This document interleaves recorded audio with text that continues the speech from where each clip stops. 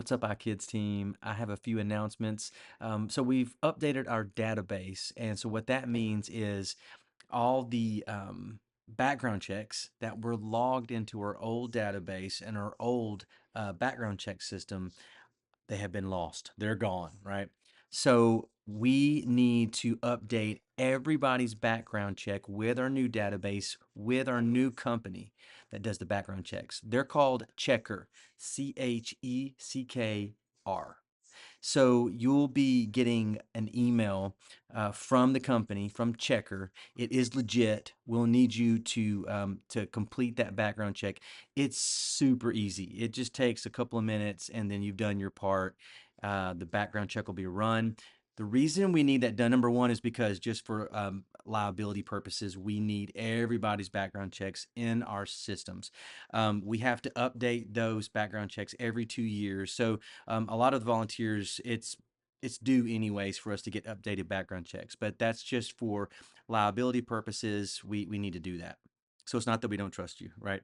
But then secondly, once that phase is done, phase one is getting all new background checks. Then phase two is we are going to start checking in volunteers on Sunday morning. So not yet. I'll give you the thumbs up when it's time for that. But at phase two, you're going to start showing up on Sunday mornings, and you're going to go to the tablets, and you're going to have to sign in. The reason being is because all of our counts now, so our total number of kids and volunteers are being documented in the database. So you have to sign in for that. For me, it also speaks to we have on record who all was there that day. So if anything ever happened and we needed to look back at certain records, we would have that. So for me, thinking in my kidsman brain, it makes sense that way too. But phase one is you have to have a background check in our system in order to be able to check in on Sunday mornings. So if you don't have a background check, when we start doing that,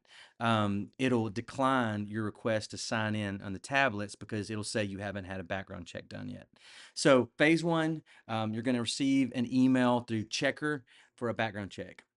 Then once I notify everybody that that phase is done, everybody's done their background check, then phase two, I'll let you know a date where we're going to start asking volunteers to sign in on Sunday mornings, registering on the tablets, just like the kids do. And then phase three is going to be I'm going to have to go back through and look at the list of all the people who have gone through our policies and procedures training through Planning Center. It's a simple form that we fill out. It doesn't take long at all. But I need to make sure that every volunteer has done that. So, but that's phase three. That's down the road. We won't worry about that right now. Phase one is background checks. Be on the lookout for that this week and next week. And then phase two, I'll let you know a date where we're going to start signing in on Sunday mornings.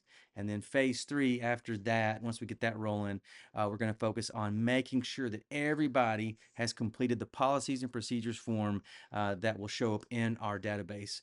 That's not only good for volunteers to have read through and studied, but also it's for liability purposes and just for the protection of our ministry, for you, and for everybody and for the kids. So yeah, hope that makes sense. And just be on the lookout this week, next week. If you see an email asking for a background check from Checker, Checkr, that is legit. Thank you.